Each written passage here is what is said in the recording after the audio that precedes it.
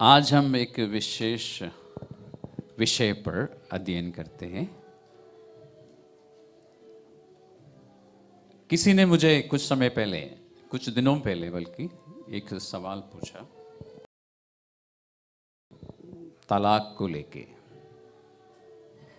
और मैंने सोचा कि शादी और तलाक के विषय में चर्च को बता देना अच्छा रहेगा।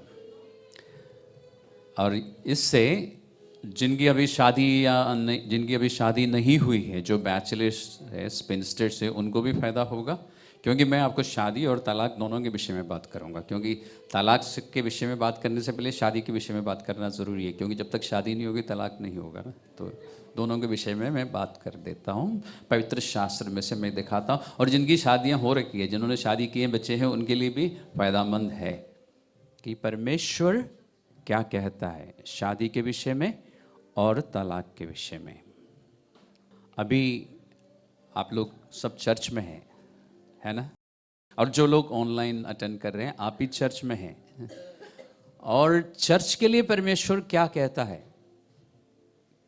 पवित्र शास्त्र में, बाइबल में? चर्च के लिए एक तो कहा है कि चर्च जो है परमेश्वर की, कलीसिया जो है परमेश्वर की देह है। वो लगभग सभी जानते हैं, लेकिन क्या आपको मालूम है कि पवित्र शास्त्र में चर्च के लिए या कलीसिया के लिए परमेश्वर ने कहा कि वो सत्य का खंबा है और नींव है। तिमोथी की पत्री में आपको मिलेगा, पहला तिमोथियस 3:15 में। तो चर्च जो है, यानी जब विश्वासी गण इकट्ठा हो जाते हैं, वो उसमें सत्य पाया जाना जरूरी है। यानी चर्च के लिए जरूरी है कि परमेश्वर का सत्य हमेशा दुनिया के सामने पेश करें। तो हमारे बहुत बड़ी जिम्मेदारी है, जब हम इकट्ठा होते हैं, हमारी शिक्षाओं में सत्य हमेशा पाया जाना जरूरी है। और अविश्वासी लोग जब हमें देखें, हम में सत्य दिखना चाहिए।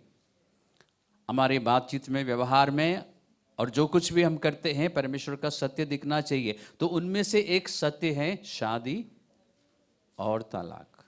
उसके विषय में परमेश्वर क्या कहता है? दुनिया क्या कहती है वो नहीं, परमेश्वर क्या कहता है, या हमारी संस्कृति में क्या सही है क्या गलत है, उसको नहीं देखेंगे हम, परमेश्वर क्या कहता है। तो सबसे पहले हम देखते हैं व्यवस्था विवरण, ड्यूटरोनॉमी, उसका 7वां अध्याय। ये व्यवस्था विवरण की पुस्तक बहुत ही गजब की पुस्तक है, बहुत ही जरूरी बातें हैं। क्योंकि इस समय व्यवस्था विवरण की पुस्तक जब शुरू हो रही है, उसमें जो बातें लिखी जा रही है, उसको पढ़ते हुए आपको ध्यान रखना, उस समय जब मूसा वहां पर विश्वासियों से बात कर रहा था, वो उस वायदा किया हुआ देश के बिल्कुल पास खड़े हैं। हम कह सकते हैं कि बिल्कुल गेट के पास खड़े हैं। गेट अभी खुला नहीं है, गेट के पास खड़े हैं। और परमेश्वर ने कहा कि रुक जाओ, अंदर जाने से पहले मैं आखिरी बार या एक बार फिर तुम्हें समझाना चाहता हूं। इसलिए व्यवस्था विवरण में व्यवस्था की बातें दोहराई जाती है। व्यवस्था विवरण आपको हिंदी में पढ़ते से नहीं समझ आता, मैंने आपको पहले भी शायद बताया। अगर आप इसको अंग्रेजी में पढ़ते हैं, ड्यूटरोनॉमी, जो कि यूनानी पद से है, इसका मतलब है रेपिटिशन। परमेश्वर ने दोहराया है, बहुत सारी बातें दोहराई गई है, और कुछ नई बातें भी इसमें है, या पुरानी बातों को और भी सूक्ष्मता के साथ, यानी बारीकी के साथ परमेश्वर ने समझाया है। मैंने आपको बताया ना कि ये बिल्कुल फाटक के बाहर खड़े हैं, अंदर जाने वाले हैं। परमेश्वर ने कहा अंदर जाके एक काम का ध्यान, एक बात का ध्यान रखना, वहां के रहने वाले लोगों को उस देश में से हटाना है, उनको बाहर निकालना है। और एक बात और, कि उनकी बेटियों की शादी अपने बेटों से, और अपनी बेटियों की शादी उनके बेटों से मत करा लेना। और हम जानते हैं कि लोग कई बार बहुत एनालिटिकल होते हैं, है ना? आज भी है, उस जमाने में भी है। और बातों का, परमेश्वर की बातों का विश्लेषण करते हैं। ऐसा नहीं हो सकता, वैसा नहीं हो सकता, ये नहीं हो सकता, वो नहीं हो सकता। हम लेफ्ट राइट आगे पीछे सब जगहों से निकलने की कोशिश, बाहर निकलने की कोशिश करते हैं परमेश्वर के बताए हुई विधियों से। तो ये जो विश्लेषणात्मक मन रखने वालों को तृप्त करने के लिए परमेश्वर ने बहुत सारे बातें नहीं बताई। परमेश्वर ने कहा कि देखो ध्यान रखना, वहाँ जाके ऐसा मत कर लेना, उनके लड़कों से उनकी लड़कियों से शादी मत कर लेना। और फिर परमेश्वर क्योंकि इतना प्यार करता है, एक कारण बताया, सिर्फ एक कारण बताया परमेश्वर ने कि ध्यान रखना उनकी बेटियां तुम्हारे बेटों को मुझसे दूर ले जाएंगी, और इतना ही नहीं, और अपनी देवी देवताओं की उपासना करवाएंगी। Full stop. उसके बाद कुछ है? तो इतना काफी है। तो शादी को लेके हमें ध्यान रखना, परमेश्वर ने कहा था कि उनके साथ कोई संधि मत करना, और एक संधि है शादी। और इतिहास इस बात का गवाह है। इतिहास में राजाओं के बीच में भी शादियों के द्वारा संधियां हुई है। आपको मालूम है, हमारे देश में भी और बाहर के देशों में भी, जो इतिहास जानते हैं। परमेश्वर ने कहा मत करना। अब जिस चीज के लिए परमेश्वर ने मना किया है उसकी तरफ हमें देखना भी नहीं चाहिए, है ना? थैंक यू प्रीति। देखना भी नहीं चाहिए, सोचना भी नहीं चाहिए, एनालिटिकल नहीं होना चाहिए। ठीक है? क्या ऐसा नहीं हो सकता? वैसा नहीं हो सकता। अब आप पूछेंगे, और इसको यही बात यहोशू की पुस्तक में भी परमेश्वर ने फिर से दोहराया है। तो इसका मतलब परमेश्वर इस बात को बहुत बहुत ही सीरियसली लेते हैं। इसका मतलब यही हुआ ना कि बार बार परमेश्वर एक बात को बता रहा है अपने सेवकों के द्वारा। क्या नया नियम में इस बारे में कुछ लिखा है? क्योंकि कुछ लोग बोलेंगे कि ये तो पुराना नियम में है, पुरानी वाचा में है, हम पुराने वाचा में नहीं है, हम नियम के अधीन नहीं है। नया नियम में है। लेकिन दिखाने से पहले एक बात बताना चाहूँगा। जिस परमेश्वर ने व्यवस्था विवरण में ये बात कही, वही परमेश्वर है जिसकी आराधना आज हम कर रहे हैं। परमेश्वर नहीं बदला, परमेश्वर का स्वभाव नहीं बदला। इसलिए हर बात जो परमेश्वर ने पुराना नियम में कही है, उस हर बात को परमेश्वर को दोहराने की ज़रूरत नहीं है। फिर भी परमेश्वर जानता है कि हम मनुष्य है और हम किसी ना किसी तरह खिसक के बाहर निकलने की कोशिश करेंगे। मैं सही कह रहा हूँ, है ना? इसलिए परमेश्वर नया नियम में भी बताता है। तो हम देखते हैं, आप निकालिए कुरिन्थियों की पत्री 7वां अध्याय। कुरिन्थियों की पहली पत्री, पहले में जाते हैं फिर दूसरे में जाते हैं। 7वां अध्याय का 39वां पद। अब यहां पर आपको ध्यान से पढ़ना है, संदर्भ में देखना है, तभी समझ आएगा। परमेश्वर ने यूं नहीं कहा कि देखो ध्यान रखना, कोई लड़का, मसीह लड़का कोई गैर मसीह लड़की से शादी ना करे। क्यों नहीं कहा परमेश्वर ने ऐसा? क्योंकि पहले से कह रखा है। लेकिन यहां पर संदर्भ में पढ़िए, आपको दिखाई देगा 7 का 39 में 7:39 परमेश्वर कहता है, जब तक किसी स्त्री का पति जीवित रहता है तब तक वह उसी से बंधी हुई है, परंतु जब उसका पति मर जाए तो जिससे चाहे विवाह कर सकती है, परंतु क्या है? केवल प्रभु में। इससे क्या पता चलता है? और यहां पे बात किसकी हो रही है? यदि किसी, जब तक किसी स्त्री, कौन सी स्त्री है? हम विश्वासियों की बात हो रही है।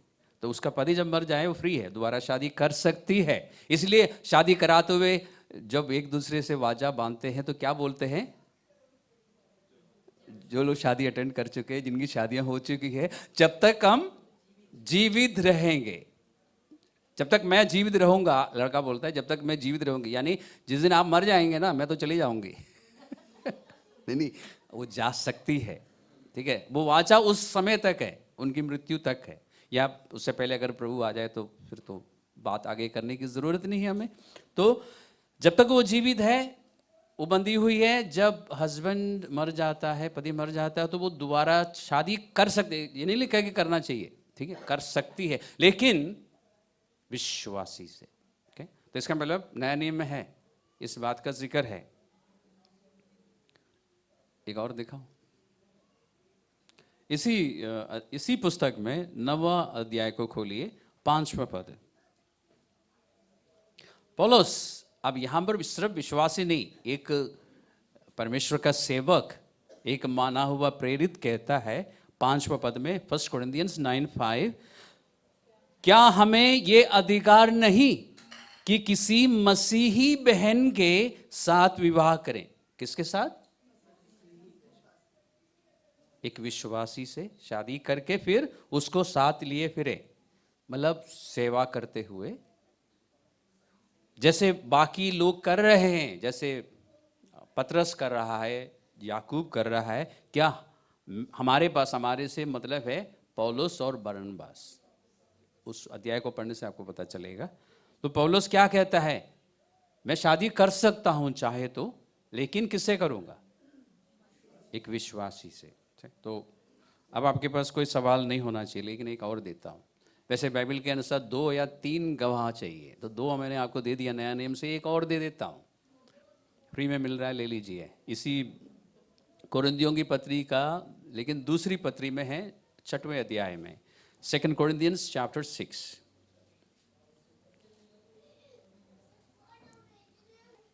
कोरिन्थियों की दूसरी पत्री 6:14 में क्या लिखा है? अविश्वासियों के साथ असमान जुए में ना जुटो, क्योंकि धार्मिकता का और अधर्म का क्या मेल जोल, या ज्योति और अंधकार की क्या संगति। यहां पे शादी की कोई बात लिखी नहीं है, लेकिन मैं आपसे पूछना चाहूंगा, पहले बताता हूं फिर पूछता हूं। यहां पर आप क्या देख रहे हैं? विश्वासियों को अविश्वासियों की संगति और दोस्ती में उलझना नहीं चाहिए, यह साफ रीति से लिखा है। क्यों? क्योंकि अंधकार और ज्योति का कोई मेल नहीं है। और भी एक बात लिखा है ना, धार्मिकता और अधर्म का कोई मेलजोल नहीं है। हम आपस में इतनी संगति नहीं कर सकते, क्योंकि जहां ज्योति आती है वहां अंधकार हट जाता है। तो जो अंधकार है उसको ज्योति में आना पड़ेगा, उसके बाद संगति हो सकती है। तो परमेश्वर ने मना किया। तो आप कहेंगे कि लेकिन यहाँ पे अभी तक शादी नहीं आई। मैं बिल्कुल मानता हूं कि शादी शब्द बिल्कुल भी नहीं है इसमें, लेकिन मुझे बताइए, आप अपने जीवन में सबसे ज्यादा, सबसे बड़ी, सबसे करीबी संगति या दोस्ती किसके साथ रखना पसंद करेंगे? क्या वो अपने जीवन साथी के साथ नहीं? सोचिए, विचार कीजिए। सबसे गहरा संबंध आप किसके साथ रखना पसंद करेंगे या करेंगी? बहनों से पूछता हूं, अपने जीवन साथी के साथ नहीं, शादीशुदा लोग इशारा कर रहे हैं, हाँ इनके साथ। तो वो विश्वासी होना चाहिए ना, क्योंकि अविश्वासी और विश्वासी का कोई मेलजोल नहीं हो सकता, कोई गहरी संगति नहीं हो सकती, दोस्ती नहीं हो सकती। इसलिए हम इसमें से निष्कर्ष निकाल सकते हैं कि ये शादी में सबसे ज्यादा लागू है।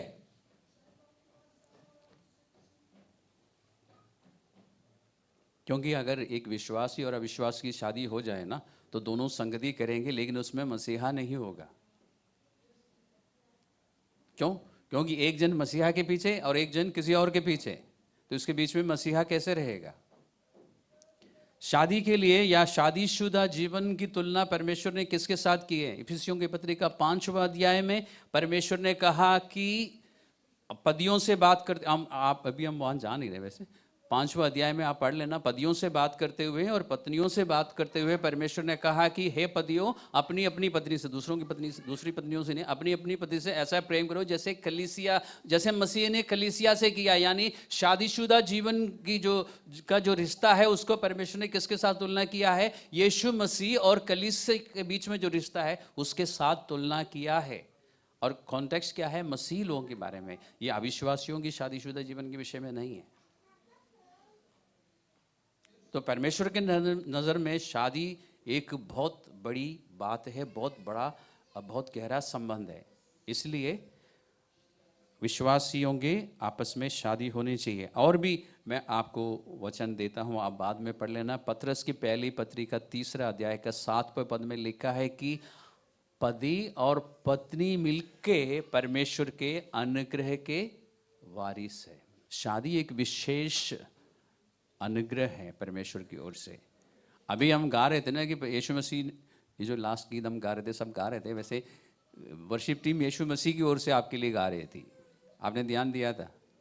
प्रभु ने कहना कि मेरा जुआ हल्का है। ओके, मैं शादी में काउंसलिंग देते हुए मैं बताता हूँ, हिंदी में शादी को, वैसे ये शादी शब्द क्या उर्दू है ना, हिंदी में विवाह कहते हैं ना, संस्कृत में विवाहम बोलते हैं, और विवाहम का मतलब है कि अतिरिक्त जिम्मेदारी, एक्स्ट्रा रिस्पॉन्सिबिलिटी, उसमें परमेश्वर का अनुग्रह चाहिए। और एक परमेश्वर का जन ने कहा कि अगर शादीशुदा जीवन सही हो, मसीही हो दोनों, अगर सही चले तो आप स्वर्ग को यहां पर महसूस कर सकते हैं। और इसी तरह अगर शादीशुदा जीवन बिगड़ गया तो आप नरक को भी यहीं महसूस कर सकते हैं। ठीक है, ये एडिशनल जानकारी मैंने आपको दी है, ये बाइबल में ऐसा लिखा नहीं है, लेकिन हाँ, जिसने भी कहा है वो उसने सोच समझ के कहा है, क्योंकि यहां पर पतरस में कहता है कि तुम दोनों मिलकर उस अनुग्रह का वारिस हो। और पुराने नियम में, नीति वचन में लिखा है कि जिसको पत्नी मिली उसको, उस पर क्या हुआ? किसी ने पढ़ा है?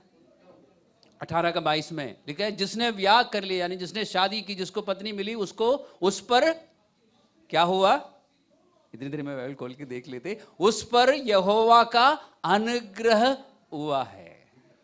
क्या हुआ है? अनुग्रह हुआ है। जिसको पत्नी मिली, पति के लिए नहीं लिखा है, ओके? तो मुझे नहीं पता क्यों नहीं लिखा है।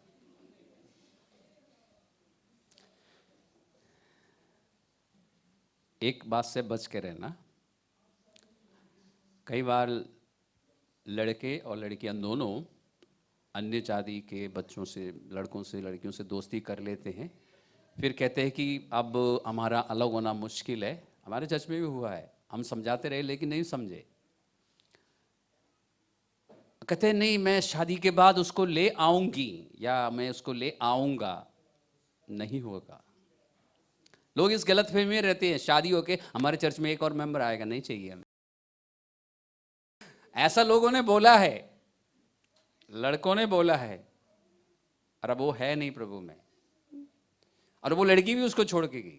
चलो, ये इससे कोई फायदा नहीं है। मेरे कहने का मतलब, जहां परमेश्वर ने पूर्ण विराम डाला है वहां पर हम कॉमा डालने की कोशिश ना करें। जहां परमेश्वर ने कहना कि अविश्वासियों से मत करना, तो हम फिर अपना ज़्यादा लॉजिक ना लड़ाए तो अच्छा रहेगा। शादी, अगर बाइबल में लिखा नहीं कि हमेशा शादी करनी चाहिए, कुछ लोगों को परमेश्वर ने बुलाया है कि वो शादी बिल्कुल ना करें, लेकिन बाकियों के लिए है, परमेश्वर चाहता है कि शादी करे तो समय रहते शादी कर लेनी चाहिए, लेकिन विश्वासियों से। अब सवाल शादी के विषय में नहीं था, लेकिन जब तक शादी के विषय में नहीं बताएंगे तो हम डिवोर्स के विषय में नहीं बता सकते। अब हम तलाक के विषय में बात करते हैं। मत्ती का सुसमाचार का 5वां अध्याय में चलते हैं। 5 का 31 और 32 को हम पढ़ेंगे। और इस अध्याय में से मैंने एक बार वेडनेसडे की, बुधवार की मीटिंग में डिटेल में सिखाया था। यीशु मसीह की पहाड़ी उपदेश कहते हैं इसको। इंग्लिश में क्या बोलते हैं? The sermon on the mount. Okay, तो और ये टीचिंग वैसे आपको यूट्यूब में मिलेगी, sermon on the mount, English में और हिंदी में यीशु मसीह की पहाड़ी उपदेश। 5वां, 6वां और 7वां तीनों अध्याय में है ये।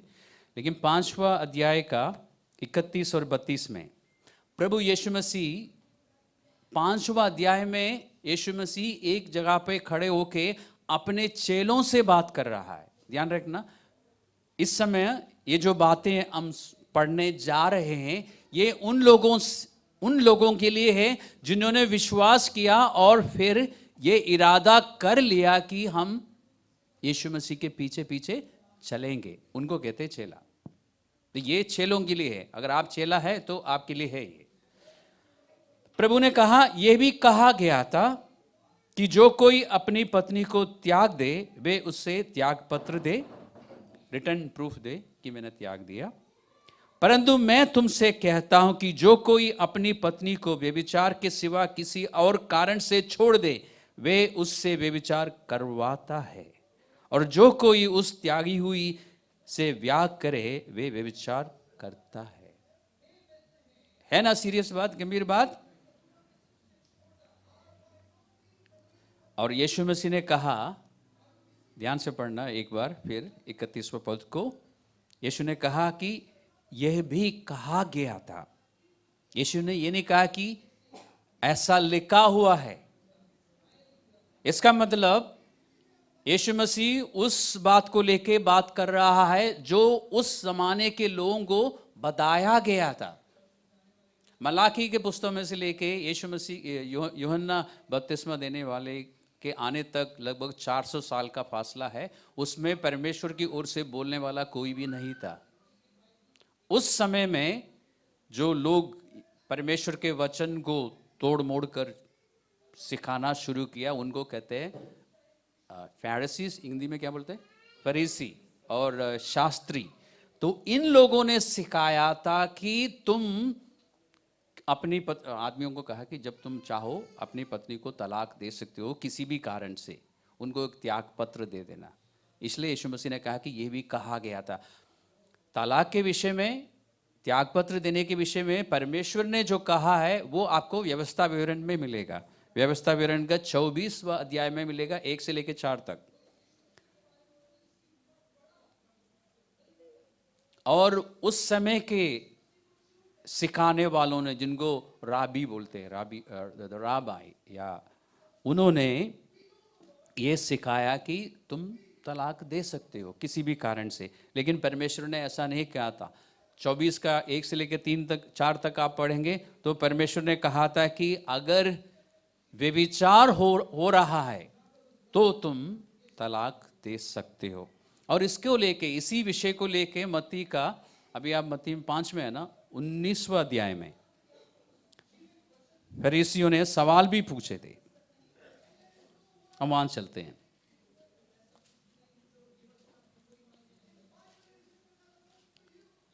मत्ती का 19वां अध्याय का 3रा पद से लेके 9वां पद तक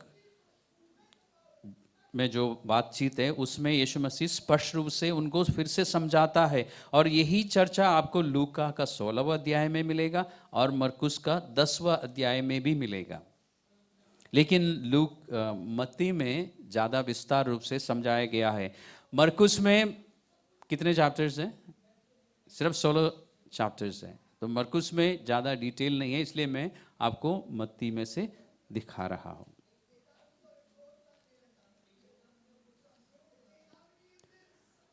उन्नीसवां अध्याय का 3 से हम अगर पढ़ते हैं, तब फरीसी उसकी परीक्षा करने के लिए उसके पास आकर कहने लगे क्या हर एक कारण से अपनी पत्नी को त्यागना उचित है? उसने उत्तर दिया, यीशु मसीह ने क्या जवाब दिया? क्या तुमने नहीं पढ़ा?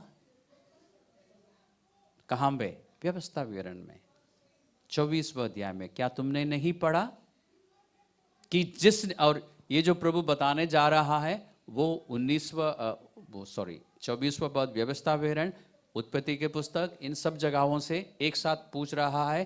क्या तुमने नहीं पढ़ा कि जिसने उन्हें बनाया उसने आरंभ से नर और नारी बनाकर कहा, इस कारण मनुष्य अपने माता पिता से अलग होकर अपनी पत्नी के साथ रहेगा और वे दोनों एक तन होंगे। ओके, ये समझाने के बाद फिर फरीसियों ने फिर सवाल पूछा, आपको 7वां पद में मिलेगा। उन्होंने उससे कहा, फिर मूसा ने ये क्यों ठहराया? व्यवस्था विवरण 24 में क्यों ठहराया कि त्याग पत्र देकर उसे छोड़ दें? उसने उनसे कहा, यानी यीशु मसीह ने उन फरीसियों से कहा, मूसा ने तुम्हारे मन की कठोरता के कारण तुम्हें अपनी अपनी पत्नी को छोड़ देने की आज्ञा दी, परंतु आरंभ से, कब से? आरंभ से, उत्पत्ति के पुस्तक में से, आदम और हवा के समय में से ऐसा नहीं था। और मैं तुमसे कहता हूं कि जो कोई व्यभिचार को छोड़ और किसी कारण से अपनी पत्नी को त्याग कर दूसरी से विवाह करे वे व्यभिचार करता है, और जो उससे उस छोड़ी हुई से विवाह करे वो भी व्यभिचार करता है। तो तलाक को लेके परमेश्वर क्या कह रहा है? व्यभिचार को छोड़कर और किसी कारण से तलाक नहीं होना चाहिए। अगर ऐसा हो रहा है तो वो परमेश्वर की नज़र में गलत है। और तलाक देने के बाद फिर से अगर शादी हो रही है तो दोनों के द्वारा व्यभिचार हो रहा है। और फिर जो तीसरा व्यक्ति इनसे शादी करेगा या करेगी वो भी उनके द्वारा भी व्यभिचार होगा। कारण क्या है? परमेश्वर ऐसा क्यों कह रहा है? इस बारे में सोचना नहीं चाहिए? सोचने की जरूरत नहीं है, बाइबल में लिखा है। क्योंकि यीशु मसीह ने कहा ना कि आरंभ से ऐसा नहीं था। पति पत्नी एक दूसरे से मिला रहेगा और हमेशा तक शादीशुदा रहेगा। यही परमेश्वर का नियम है। क्योंकि शादी में पति और पत्नी या स्त्री और पुरुष एक ऐसी वाचा में प्रवेश करते हैं जो परमेश्वर की नज़र में हमेशा के लिए है। उस वाचा को कोई भी तोड़ नहीं सकता, तोड़ना भी नहीं चाहिए। यहां पे परमेश्वर ने कहा भी है। इसका मतलब जब शादी के बाद कोई तलाक देता है और किसी और से शादी करता है या करती है, परमेश्वर के नज़र में वो वाचा अभी भी है। यानी हस्बैंड वाइफ जिन्होंने तलाक दी है, तलाक लिया है, वो दोनों परमेश्वर की नज़र में अभी भी शादीशुदा है। एक सूरत पर दूसरी शादी हो सकती है, बल्कि दो। एक, जब पति मर जाए या पत्नी मर जाए तो वो उस बंधन से मुक्त है। दूसरा, परमेश्वर ने कहा कि तुम्हारे मन की कठोरता के कारण तुम्हें, मूसा ने, आपकी हिंदी बाइबल में लिखा है कि तुम्हें ये आज्ञा दी, लेकिन वो आज्ञा नहीं है, अनुमति है। तुम्हें ये परमिशन दी गई, एक छूट, एक कंसेशन दिया। वो क्या है कि अगर किसी भी पति हो या पत्नी हो किस द्वारा व्यभिचार हो रहा है तो वो एक दूसरे से अलग हो सकते हैं। वो भी किस लिए? तुम्हारे मन की कठोरता के कारण। मतलब क्या है कि जो व्यभिचार कर रहा है उससे फिरने के लिए राजी नहीं है, मन फिराने के लिए और अपने पति या पत्नी से फिर से मेल मिलाप करने के लिए तैयार नहीं है। मन इतना कठोर हो चुका है, तब दोनों का एक दूसरे के साथ रहना मुश्किल है। तब परमेश्वर ने कहा कि अलग हो सकते हैं। या फिर एक पार्टी दूसरी पार्टी को माफ करने के लिए तैयार नहीं है, मन कठोर हो चुका है, तब एक साथ रहना मुश्किल है। सिर्फ उस कारण को लेकर परमेश्वर कहता है कि पति और पत्नी अलग हो सकते हैं, और किसी कारण से नहीं।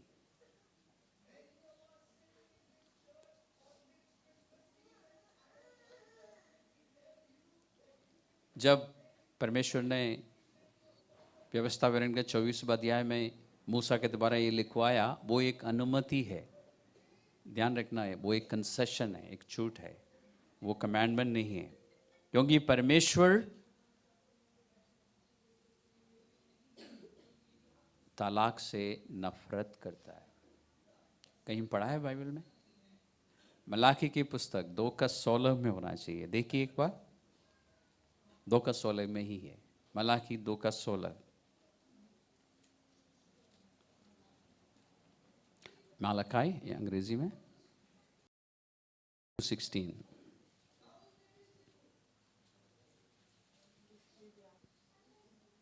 दो का 16 में क्या लिखा है?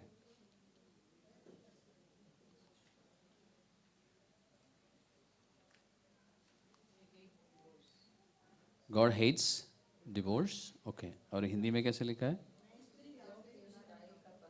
स्त्री त्याग से, हिंदी में लिखा है। ओके, परमेश्वर घृणा करता है, नफरत करता है, परमेश्वर नहीं चाहता। और ये स्त्री त्याग इसलिए लिखा है कि उस ज़माने में और यहूदियों के बीच में स्त्री जो है, पत्नी जो है, डिवोर्स नहीं दे सकती थी, सिर्फ पति दे सकता था, इसलिए स्त्री त्याग लिखा है। ओके, लेकिन रोमी साम्राज्य में, रोमी कल्चर में स्त्री पुरुषों को तलाक दे सकती थी। इसलिए यहाँ पर ये जो मैं आपको एडिशनल जानकारी दे रहा हूँ, यहाँ पे जो सवाल पूछा ना फरीसियों ने, लिखा ना कि यीशु मसीह को फंसाने के लिए पूछा है। क्यों, कैसे फंसाने के लिए? एक मिनट के लिए सोचिए, आपको पता चलेगा। यीशु मसीह को फंसाने के लिए, क्योंकि यीशु मसीह जब इस पृथ्वी में आया, मनुष्यों के बीच में रहा, तो यीशु मसीह इसराइल में रहा जरूर है, लेकिन इसराइल देश किसकी अधीनता में था? रोमी साम्राज्य के। और यीशु मसीह को फंसाने के लिए सवाल पूछा। कैसे फंसाने के लिए? थोड़ा सा सोचिए। किसी का गर्दन उड़ गया था इसी बात को लेके। यूहन्ना बपतिस्मा देने वाले का गर्दन क्यों उड़ गया था?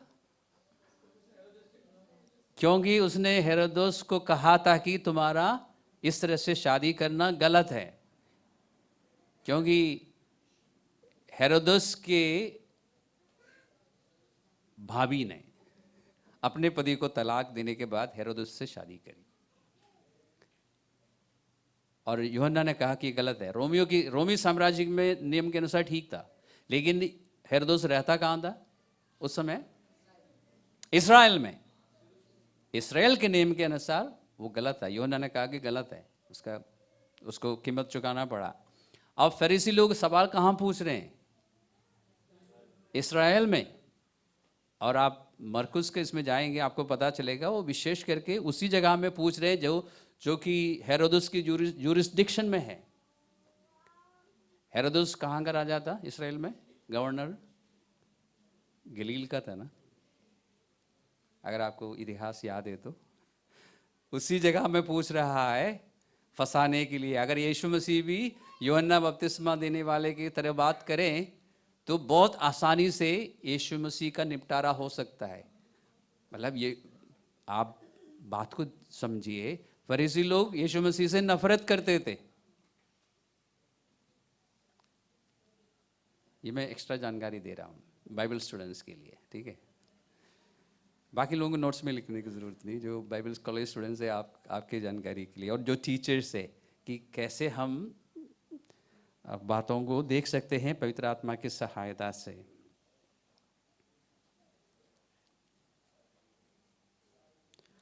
ये यीशु मसीह ने मत्ती का 19 का 8वें पद में बोला है कि तुम्हारे मन की कठोरता के कारण मूसा ने ये अनुमति दी है। जहाँ पे मैंने बोला कि हिंदी में आपको आज्ञा मिलेगा, लेकिन मैंने काफ़ी स्टडी रिसर्च करने के बाद आपको बता रहा हूँ कि वो आज्ञा नहीं है, अनुमति है। तब क्या हुआ? यीशु मसीह के चेलों ने शादी का जो रिश्ता है उसके बारे में ठीक से समझा, और समझने के बाद चेलों ने, हम क्या है? चेले हैं, या समझते हैं अपने बारे में कि हम चेले हैं, है ना? तो चेलों ने उस रिश्ते को ठीक तरह से समझा और फिर एक बात कही जो कि आपको 10वां पद में मिलेगा 19 का। चेलों ने कहा कि यदि व्यभिचार के कारण ही हम तलाक दे सकते हैं तो फिर शादी ना करना ज्यादा सही है।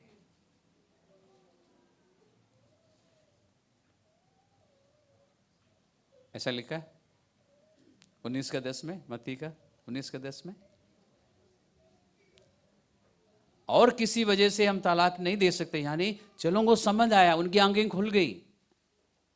जब बात समझ आई तो उन्होंने देखा कि ये बहुत गंभीर बात है, तो शादी ना करना ज्यादा ठीक रहेगा।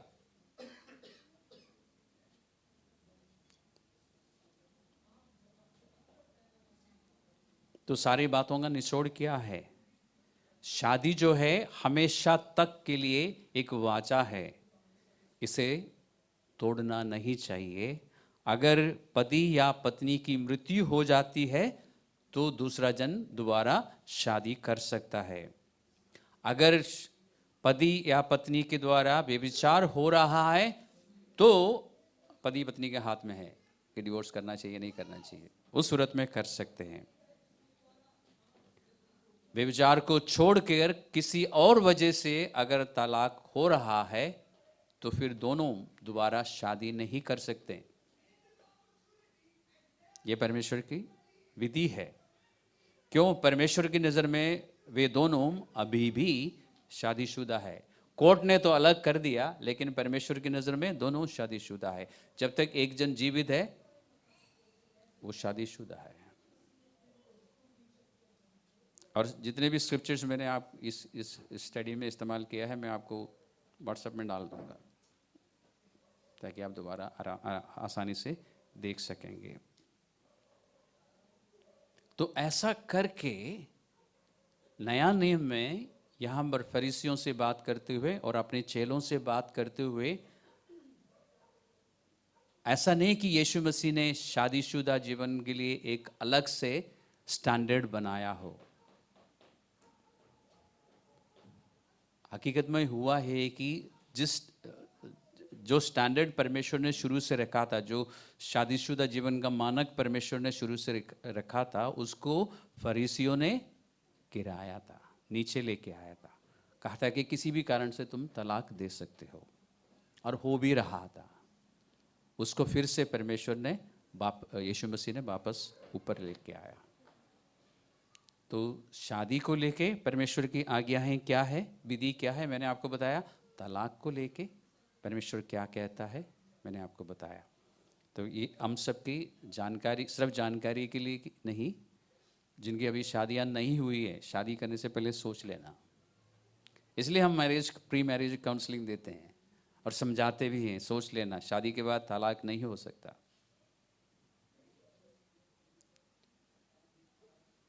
वो गलत है परमेश्वर की नज़र में, और उसका अंजाम भुगतना पड़ता है। तलाक के बाद दोबारा जिनकी शादियां हुई है उनसे कभी कोई ऐसा मिले तो पूछना उनसे, तब आपको पता चलेगा तलाक देने के बाद कितना दर्द, शारीरिक नहीं मानसिक दर्द में से उनको गुजरना पड़ता है सालों तक। और दोबारा शादी के बाद भी, क्यों? शादी का वाचा को तोड़ना मजाक नहीं है। इसलिए यीशु मसीह ने कहा कि जिनको परमेश्वर ने एक किया है उनको कोई अलग ना करे। इसलिए हमें भी ध्यान रखना है कि हम किसी पति पत्नी को अलग ना करें या अलग होने में उनकी सहायता ना करें। और क्रिश्चियन लॉयर्स को ज़्यादा ध्यान रखने की ज़रूरत है ना।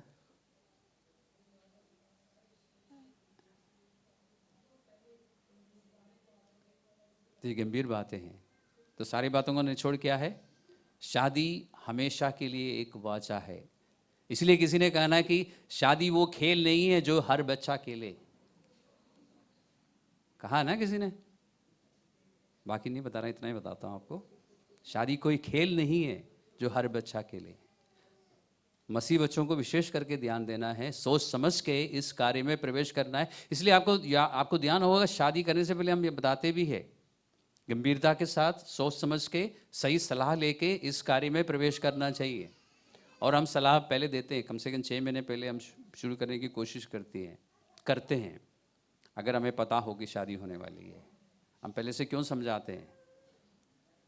क्योंकि शादीशुदा जीवन और रिश्ता जो है बहुत गंभीर है परमेश्वर की नज़र में, और उस गंभीरता को बनाए रखने के लिए पहले से ही उनको तैयार करना ज़रूरी है। हमारे देश में क्या होता है, हमारे देश में, हर देश में होता है कि वेडिंग के लिए बहुत सारे प्रिपरेशंस होते हैं, है ना।